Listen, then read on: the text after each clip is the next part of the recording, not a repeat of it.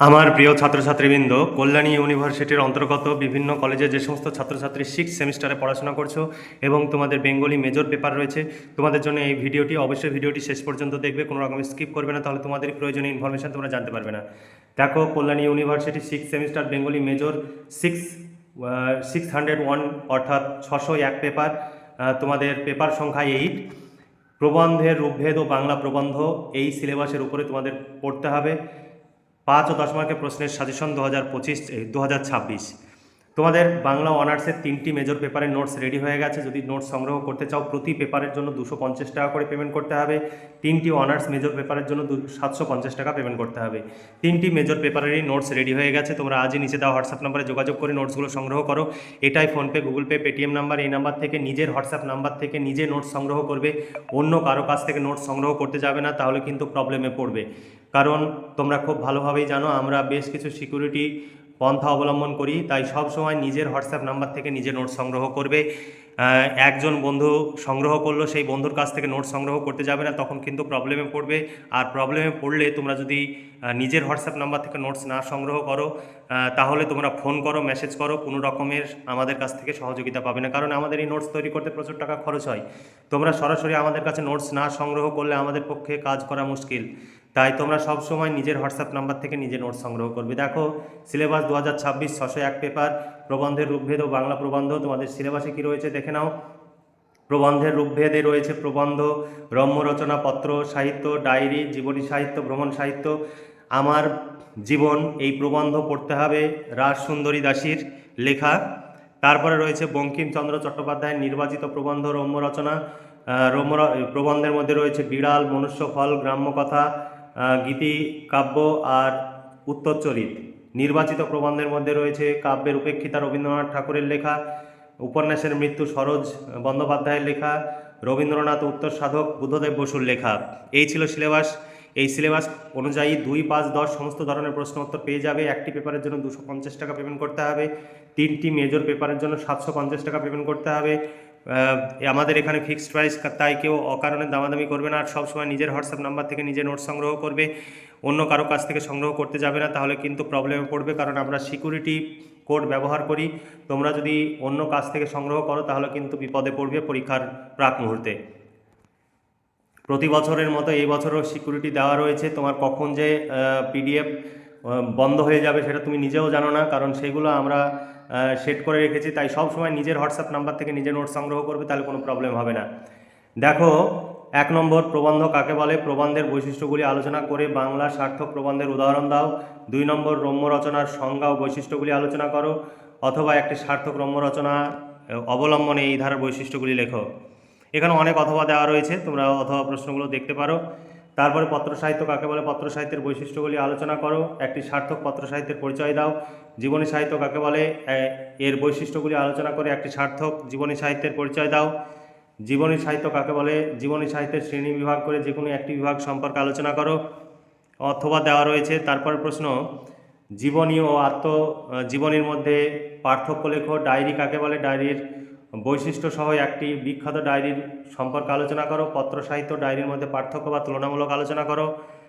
ভ্রমণ সাহিত্য কাকে বলে, একটি সার্থক ভ্রমণ সাহিত্য থেকে দৃষ্টান্ত নিয়ে ভ্রমণ সাহিত্যের সাধারণ লক্ষণগুলি কী কী আলোচনা করো। এখানে অথবা দেওয়া রয়েছে।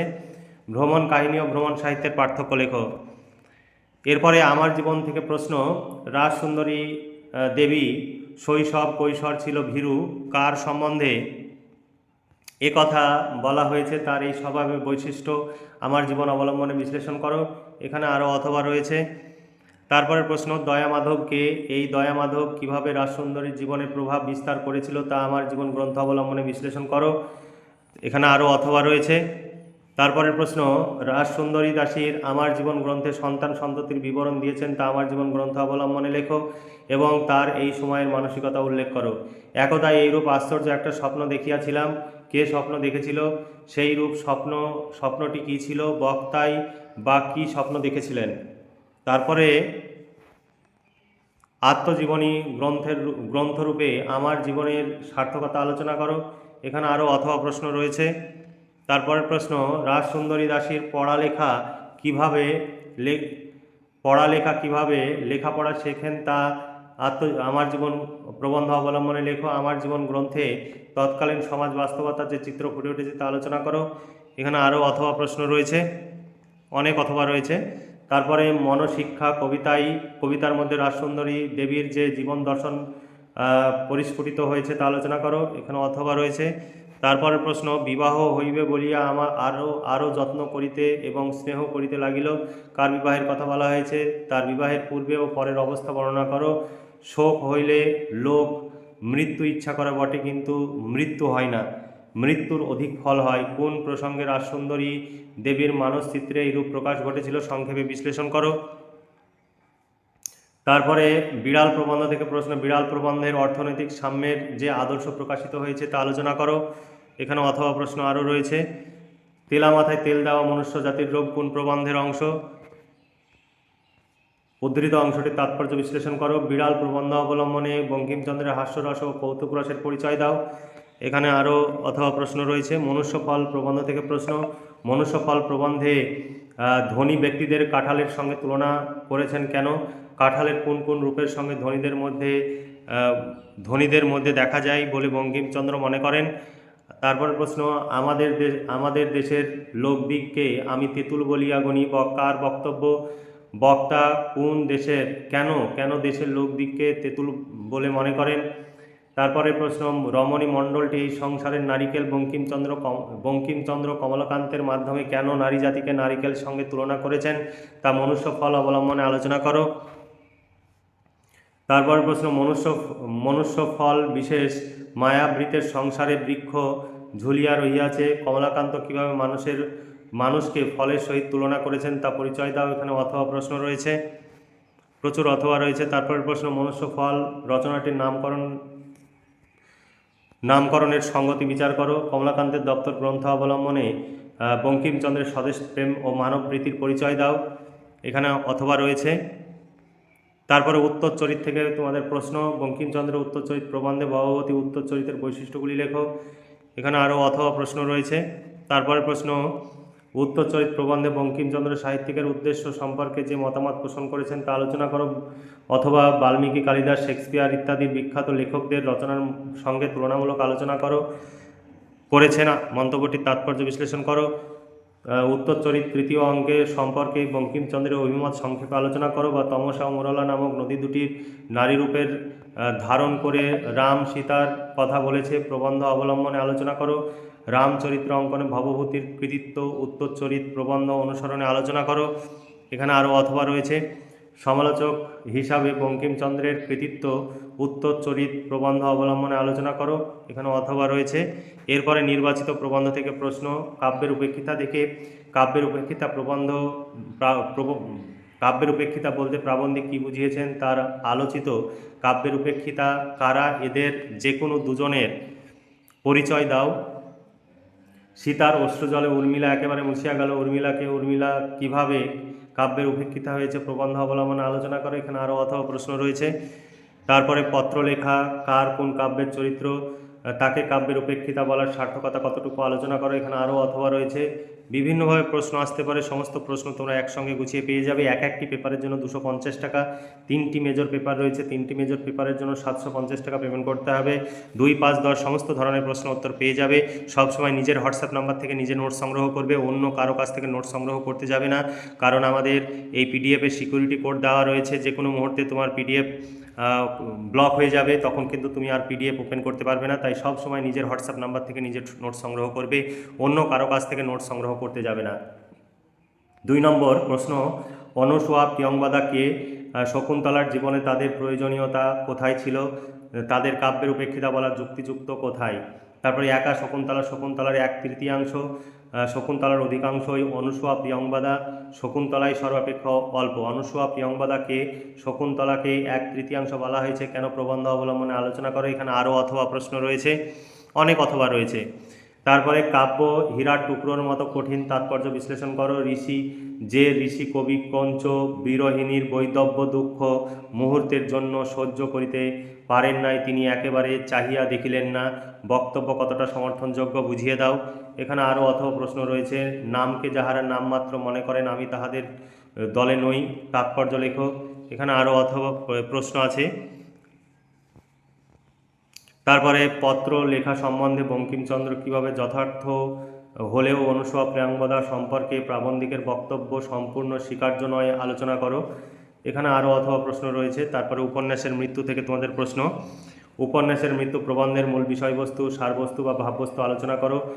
সরোজ বন্দ্যোপাধ্যায়ের উপন্যাসের মৃত্যু প্রবন্ধের যুক্তিনিষ্ঠতা, সরলতা, সহজতা এবং পরিহাস প্রিয়তার প্রকাশিত হয়েছে আলোচনা করো। তারপরের প্রশ্ন, এই প্রসঙ্গে দরবটে একালের ঔপন্যাসিকের কোন বিষয় দড়, যে বিষয় দড় সেই বিষয়কে তারা কিভাবে তুলে ধরেছেন। উপন্যাসের মৃত্যু প্রবন্ধ অবলম্বনে আলোচনা করো। এখানে আরও অথবা রয়েছে। উপন্যাসের মৃত্যু প্রবন্ধে প্রবন্ধকার বঙ্কিমচন্দ্র রবীন্দ্রনাথের মৃত্যু দৃশ্য অঙ্কনে যে পার্থক্য দেখিয়েছেন আলোচনা করো। বাংলা সাহিত্যে রবীন্দ্রনাথের মৃত্যু দৃশ্য যেভাবে রূপায়িত করেছেন সরোজ বন্দ্যোপাধ্যায়ের উপন্যাসের মৃত্যু প্রবন্ধের অবলম্বনে লেখো। বঙ্কিমচন্দ্রের উপন্যাসের মৃত্যুর যে ধারণাগুলি প্রবন্ধকার সরোজ মুখোপাধ্যায় উপন্যাসের মৃত্যু প্রবন্ধ লিখেছেন তা নিজের ভাষায় লেখো। তারপরের প্রশ্ন, সাহিত্যে মরণের ধরন আছে, সাহিত্যে মরণের ধরন কেমন তা প্রবন্ধ অবলম্বনে আলোচনা করো। তারপরের প্রশ্ন, রবীন্দ্রনাথ উত্তর সাধক থেকে বুদ্ধদেব বসুর অনুসরণে রবীন্দ্রনাথ উত্তর সাধক প্রবন্ধের সামগ্রিক অথচ সংক্ষিপ্ত পরিচয় দাও। এখানে আরও অথবা রয়েছে, এখানে দেখে নাও। তারপরে বাংলা স্বভাবকবি প্রসঙ্গে বুদ্ধদেব বসু রবীন্দ্রনাথ উত্তর সাধক প্রবন্ধে যে মন্তব্য করেছেন সেই সম্পর্কে আলোচনা করো। এখানে আরও অথবা রয়েছে। তারপরের প্রশ্ন, নজরুলকে বুদ্ধদেব ঐতিহাসিক অর্থে স্বভাবকবি বলেছেন, এর কারণ কি? নজরুল কিভাবে বাংলা কাব্যে নতুন যুগ আনেন। এখানে আরও অথবা রয়েছে। তাদের পক্ষে অনিবার্য ছিল রবীন্দ্রনাথের অনুসরণ এবং অসম্ভব ছিল রবীন্দ্রনাথের অনুকরণ। এখানে কাদের কথা বলেছেন? বলা হয়েছে কেন এদের পক্ষে অনিবার্য অসম্ভব ছিল রবীন্দ্রানুসরণ ও রবীন্দ্রানুকরণ। তাদের কবিতার ভিতরে কিভাবে রবীন্দ্রনাথকরণের সমস্যা দেখা দিয়েছিল। তা এখানে আরও অথবা প্রশ্ন রয়েছে, দেখে নিতে পারো। সমস্ত প্রশ্নের উত্তর তোমরা কমপ্লিট পেয়ে যাবে। একটি পেপারের জন্য 250 টাকা পেমেন্ট করতে হবে, 3টি পেপারের জন্য 750 টাকা পেমেন্ট করতে হবে। তাই দেরি না করে আজ নিচে দেওয়া হোয়াটসঅ্যাপ নম্বরে যোগাযোগ করো এবং নোটসগুলো সংগ্রহ করো। সবসময় নিজের হোয়াটসঅ্যাপ নাম্বার থেকে নিজে নোটস সংগ্রহ করবে, কোনো বন্ধুর কাছ থেকে নোটস সংগ্রহ করতে যাবে না, তাহলে তোমার পিডিএফ যে কোনো মুহূর্তে ব্লক হয়ে যেতে পারে, কারণ আমাদের সিকিউরিটি দেওয়া রয়েছে। তাই সবসময় নিজের হোয়াটসঅ্যাপ নাম্বার থেকে নিজে নোটস সংগ্রহ করবে, নইলে পরে বিপদে পড়বে। এবার দেখো প্রশ্ন উত্তরের ডেমো। তোমরা অনেকে প্রশ্ন উত্তরের ডেমো দেখতে চাও। আমাদের কাছে নোটস সংগ্রহ করলে তোমাদের কিছু ভাবতে হবে না, কারণ সকলেই আমাদের কাছে নোটস সংগ্রহ করে। তোমরা যেখানে হয়তো টিউশন পড়তে যাচ্ছ সেখানেও আমাদের নোটস লেখাবে। তাই অকারণে সময় নষ্ট না করে সেই সময়টা কোনো কম্পিটিটিভ পরীক্ষা যেমন West Bengal police, Calcutta police, defence বা অন্যান্য টেকনিক্যাল কাজ তুমি শিখতে পারো, যাতে তোমার ভবিষ্যৎ কর্মজীবন ভালো হবে। তাই সব সময় নিজের হোয়াটসঅ্যাপ নাম্বার থেকে নিজে নোটস সংগ্রহ করো। একটি পেপারের জন্য 250 টাকা। এ নয় যে প্রচুর আমাদের পিডিএফের মূল্য। সব সময় নিজের হোয়াটসঅ্যাপ নাম্বার থেকে নিজে নোটস সংগ্রহ করো এবং ঘরে বসে পড়াশোনা করে পরীক্ষার প্রস্তুতি নাও। তোমরা ভীষণ উপকৃত হবে। তাহলে আজকে এই পর্যন্তই। তোমরা ভালো থেকো, সুস্থ থেকো এবং খুব ভালোভাবে পড়াশোনা করে পরীক্ষার প্রস্তুতি নাও। এই শুভকামনা জানিয়ে আজকের ভিডিওটি এখানেই সমাপ্তি ঘোষণা করছি।